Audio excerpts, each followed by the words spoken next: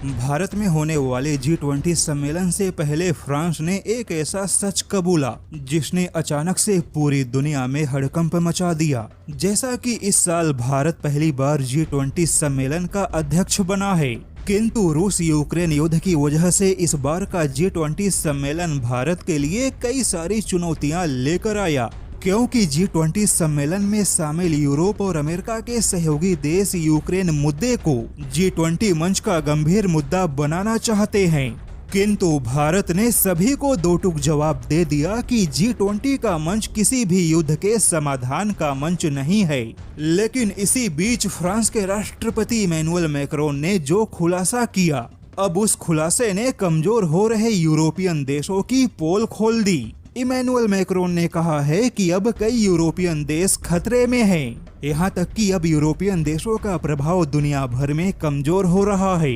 Emmanuel Macron का मानना है कि अब यूरोप और अमेरिका से हटकर दुनिया में नई व्यवस्थाएं भी मजबूत हो रही है।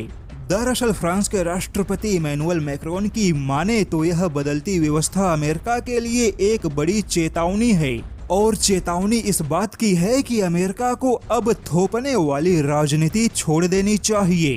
कहीं ना कहीं अमेरिका की वजह से यूरोपियन देश काफी संकट में हैं। यूरोपियन देशों की अर्थव्यवस्था कमजोर हो रही है। यहाँ तक कि यूरोपियन देशों में ऊर्जा का संकट बहुत ज्यादा जटिल है, जिसे अब लंबे समय तक दुनिया से छुपाया नहीं जा सकता। दरअसल फ्रांस ने खुलकर कहा है कि यूक्रेन मुद्दे पर दुनिया के कई बड़े और प्रभावशाली देश अमेरिका के समर्थन में नहीं हैं। जैसे कि चाइना, इंडिया, सऊदी अरब के अलावा मिडिल ईस्ट, एशिया और अफ्रीकी देशों ने अमेरिका के हाँ में हाँ नहीं मिलाया।